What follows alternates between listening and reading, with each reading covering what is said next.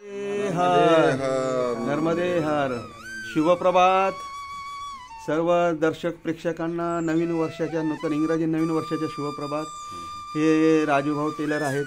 यांनी आम्हाला काल आसरा दिला इथे. त्यांनी माझा गुडघा दुखत असताना त्यांनी मला सरदार बाबांकडे नेलं. माझं नसतं पायात काय ओढलं वाटतं त्यांनी.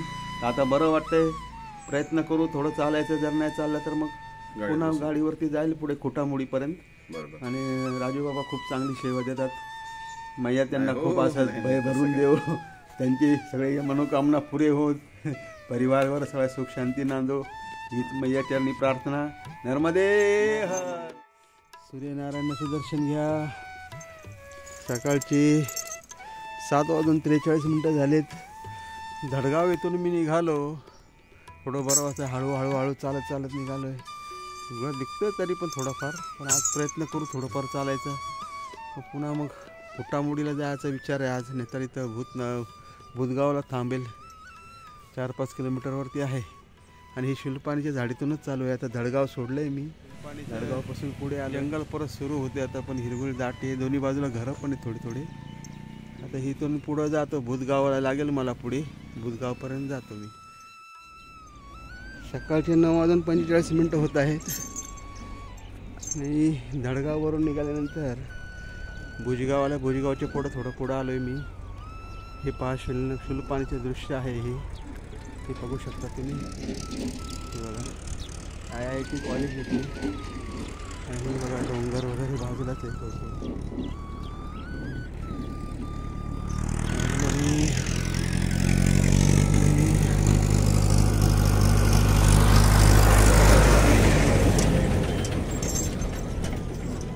सध्या एकटाच चाललोय.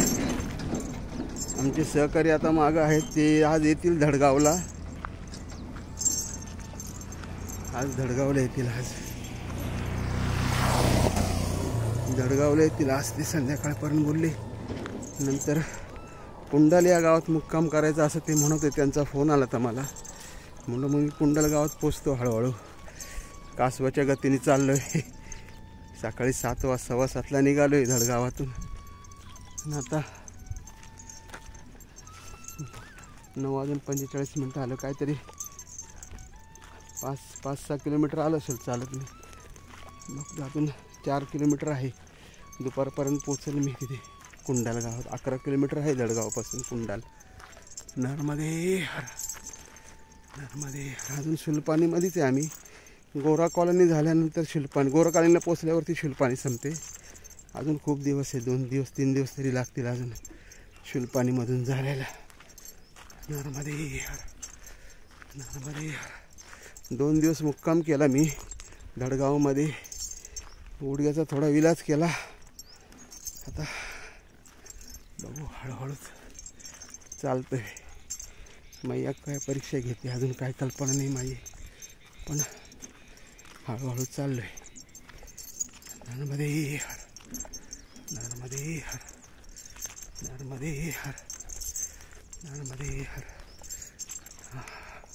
हे बघा औद्योगिक प्रशिक्षण संस्था ITI ही भुजगावची. आणि बाजूला शुलपाणीचे डोंगर छोटे. आता पण रस्ता आहे पक्का. काहीच हरकत नाही चालायला. गुडघ्याचा त्रास असल्यामुळं मी हळूहळू चालतोय. अजून 2-3 दिवस मला आराम करायला सांगितलं होतं. पण मी आज निघालो आहे. थोडंसं चालणं झालं माझं पाहिजे. पुन्हा आता आराम करायला जाऊन पुढे कुंडल गावामध्ये हे IIT कॉलेज आहे. हे शिल्पाण्याचे डोंगर आहे बाजूला. हे बघा ते मागं तिकडं पण आहे. आणि हे इकडं अशी नर्मदे. अरे रस्ता असा आहे चांगला. काय वाटत नाही चालायला. हळूहळू चालतोय मी. दवा गोळ्या पण चालू आहेत. बजरंग तेल दिले लावायला. ते तेल लावतोय. गुडघा चोळतोय. डाव्या बाजूचा गुडघा दुखतोय. आणि हळूहळू चाललोय कासवाच्या गतीने. सकाळी धडगाववरून निघाल्यानंतर 7:15 का 7:15 निघालो तुम्ही.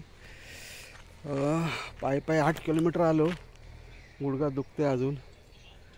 आणि इथं आल्यानंतर मग थोडं सुरगाणीच्या पुढे गावामध्ये 8 किलोमीटर आल्यानंतर मग जास्तच गुडघा दुखायला लागला. पुन्हा मग तिथं एक जीपवाल्याने मला इथं आणून सोडलं. हे खोटामोडीचा आश्रम आहे बघा इथं.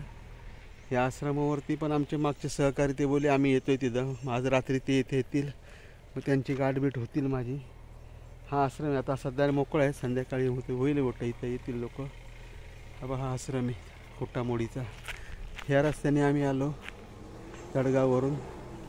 रोडवरच आश्रम आहे बघा. इथं आता आम्ही थांबणार आहे. आज रात्री इथंच मुक्काम करू. दिवसाला फक्त ठरवलं 8 किलोमीटर 10 किलोमीटर जास्ती वाढवणार.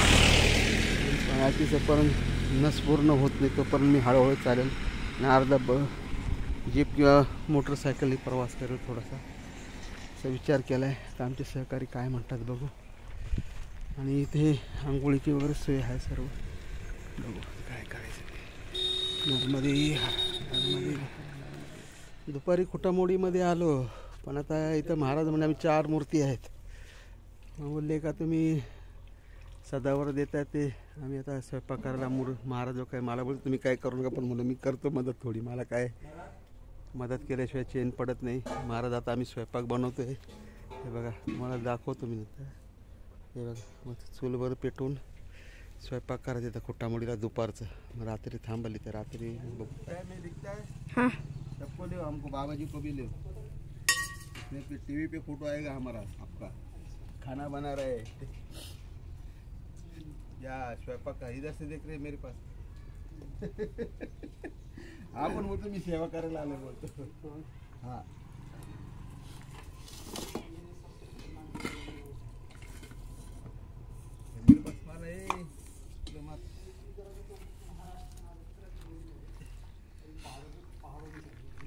स्वयंपाक प्रसादी बनवायचं काम चालू आहे. भाजी कापून झाली. बाबाजी आटा मळतात. घरी शिकून घेतलं तर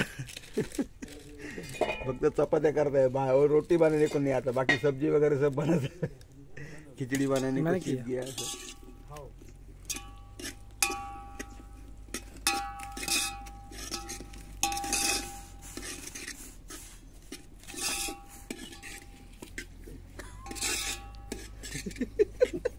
मी 2 दिवसांनी ते युट्यूबला दिसेल बरं का. मी युट्यूबवर टाकतो त्याच्यावरती.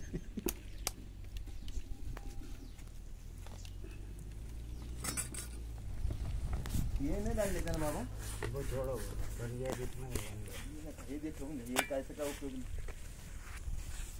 पण आता याची पण काय आवश्यकता नाही.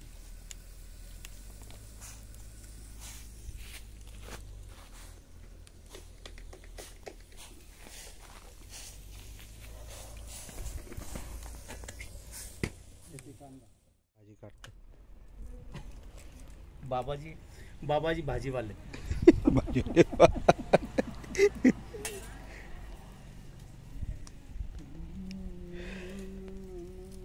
कोणी तुम्हाला विचारतं बाबाजी कुठे, तर बाबाजी भाजीवाले असं म्हणा. मेथीची हे केली, कोथिंबीर केली आपण. मेथीला कोथिंबीर केला. बाबांनी असं सुंदर चपात्या बनवल्या एकदम मस्त. भाकरी म्हणतात का काय म्हणतात त्या? भाकरी म्हणा.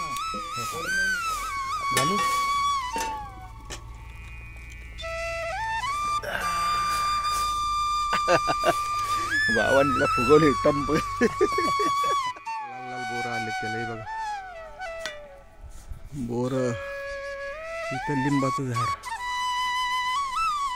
स्वयंपाक तयार करणारी आमची 4च मूर्ती. ही लिंबाचं झाड आहे बघा. हे पपैया पपईचं आहे पण त्याला पपई नाही ना. हे त्याचे काय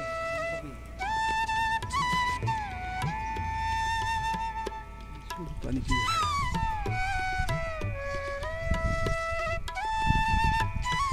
बोरी झाड आहे पपई.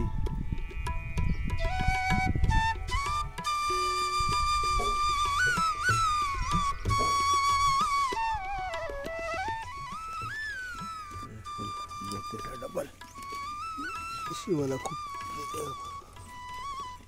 शिवलिंगावर वाहतात. हे काय कडीपत्ता कसला झाड आहे? कडीपत्ता आहे ना हा? कुठे? हे काय हा हे कडीपत्ता आहे. टाकून द्या ना भाजीत.